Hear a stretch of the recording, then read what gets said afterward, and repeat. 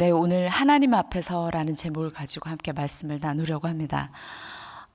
오바댜 선지자에 대해서는 정보가 많지 않고 또 기록 연대도 그렇게 정확하지가 않습니다. 하지만 대략 BC 587년 바벨론이 유다를 멸망시킬 그 시대로 보고 있습니다. 이 책은 특별히 이스라엘 백성들이 멸망을 당하고 그 선민 사상이 땅에 떨어졌고 또 믿음도 흔들리면서 무엇보다도 신앙의 정체성이 흔들릴 때 이들에게 주어진 예언서입니다. 이 글 쓴 목적은 명확한데요.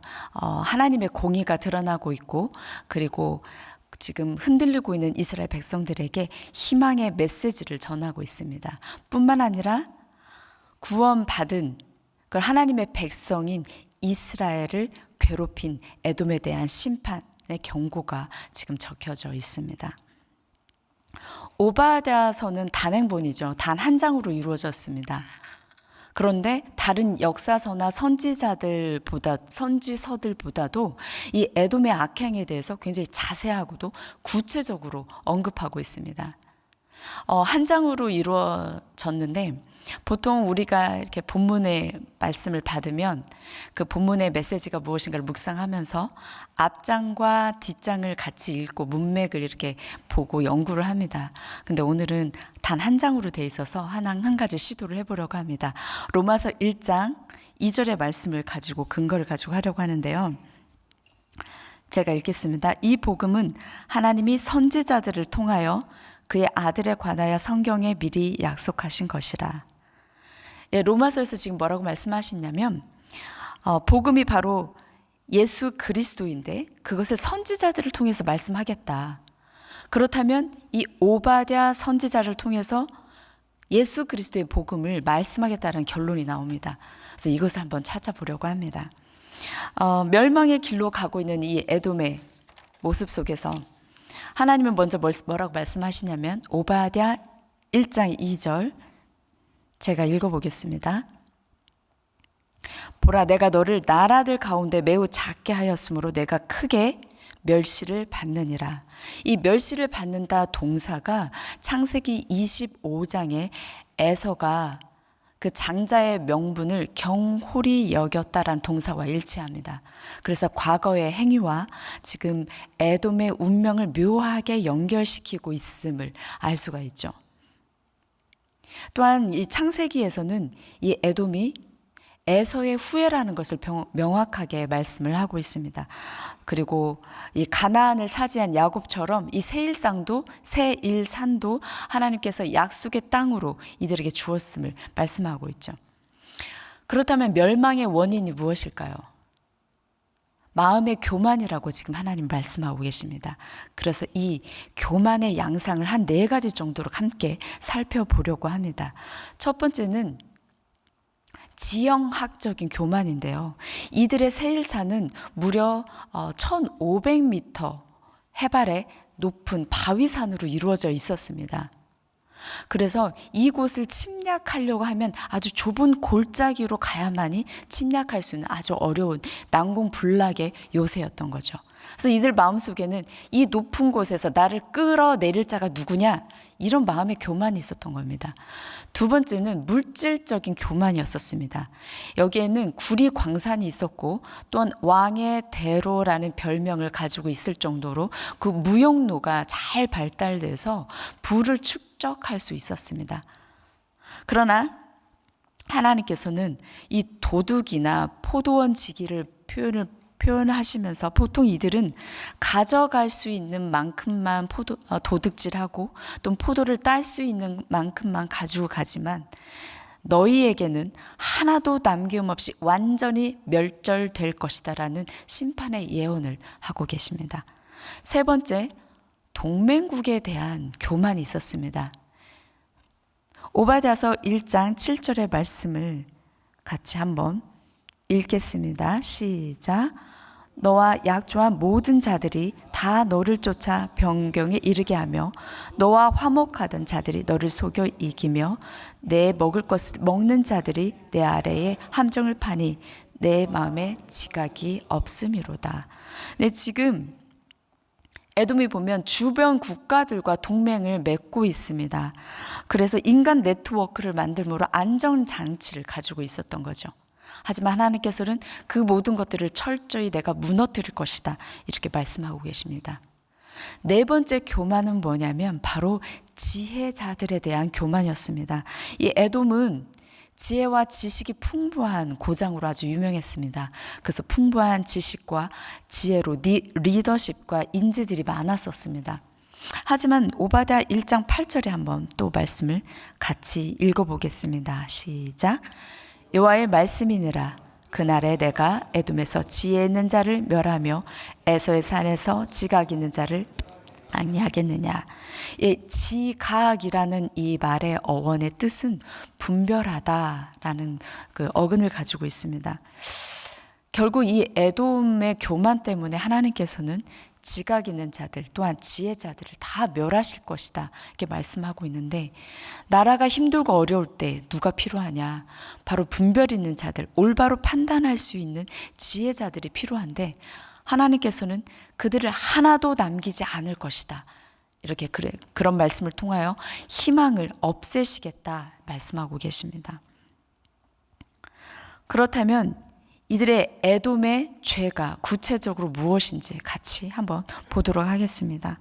BC 587년에 바벨론이 유다를 침공할 때 이 에돔이 같이 동조를 했습니다. 그래서 남유다가 멸망하고 이 에돔이 유다 남부 지방으로 이주를 했고 헤브론을 수도로 삼았죠. 근데 함께 동조하고 관망했을 뿐만 아니라 그들의 멸망을 기뻐하고 함께 즐거워했습니다. 그리고 이 무방비 상태의 예루살렘을 약탈하고 그들의 땅을 차지했던 것이죠. 그들이 도망갈 때 그들의 길목을 막고 사람들을 감금하고 노예로 삼고 또한 적들에게 그 사람들을 넘겨주고 노예 상인들에게 이들을 팔아 넘기는 이런 악행을 저질렀습니다. 12절 오바댜 1장 12절의 말씀을 제가 읽어보겠습니다. 내가 형제의 날 곧 그 재앙의 날에 방관할 것이 아니며 유다 자손이 패망하는 날에 기뻐할 것이 아니며 그 고난의 날에 내가 입을 크게 벌릴 것이 아니며. 성경은 지금 에돔은 이스라엘의 형제로 지금 강조를 하고 있는데 이들의 죄의 원인이 무엇일까요? 그 근본적인 원인은 바로 분별하지 못하고 교만했던 이들입니다. 자신들의 안전한 환경, 그런 풍요로운 삶, 또 인간 네트워크를 만듦으로 안전장치를 만들었던 이것, 하나님을 의지하지 않고 자기 마음대로 자기의 지혜로 세웠던 이 모든 것을 바로 교만이라고 이야기하고 있습니다. 이들의 죄, 특별히 뭐라고 말씀하시냐면 미워하는 형제의 불행을 기뻐하고 바라는 것, 그 형제의 수치를 드러내면서 사람들을 내 편으로 만들어 내 의의를 드러내고 증명하고자 하는 이 모든 것, 바로 교만이다, 이렇게 하나님은 말씀하고 계십니다. 그렇다면 에돔과 이스라엘의 그 앙숙 관계를 조금 살펴보도록 하겠습니다.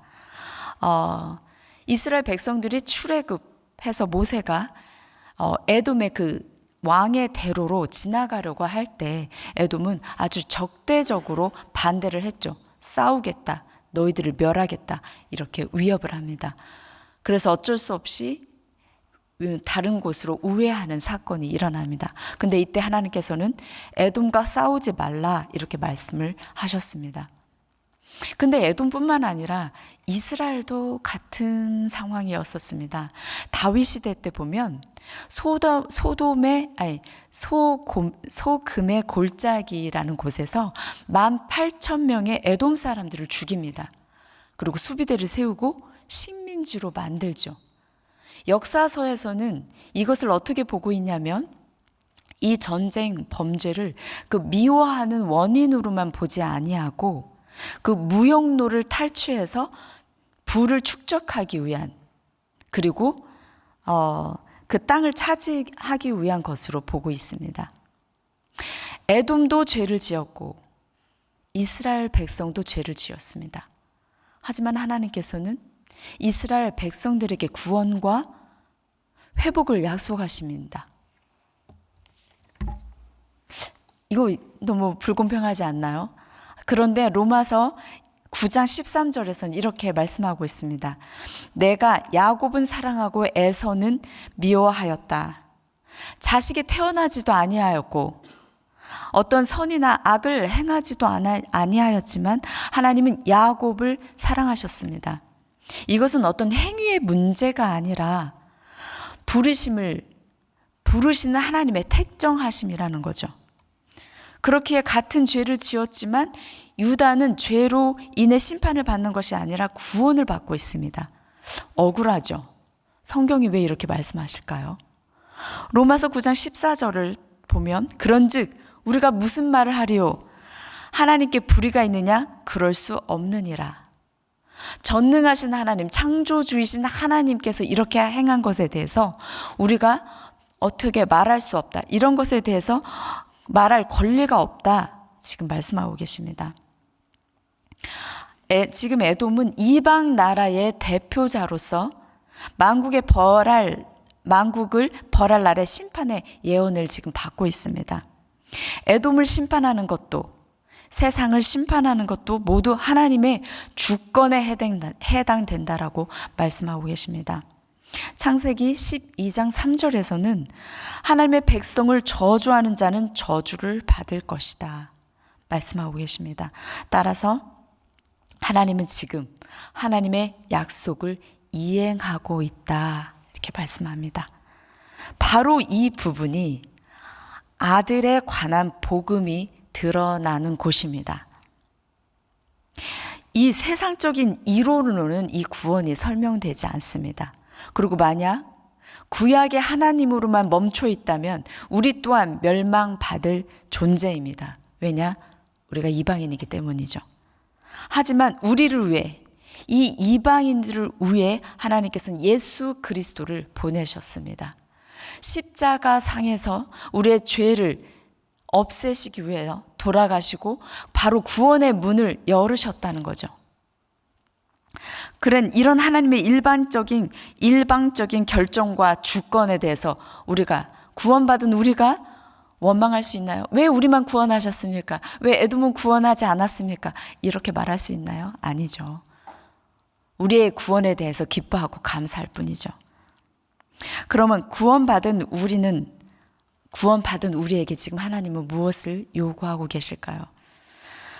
어려운 형제들을 돕고 또 나는 미워하는 형제들을 사랑하라. 심지어 원수를 사랑하라 이렇게 말씀하고 계십니다.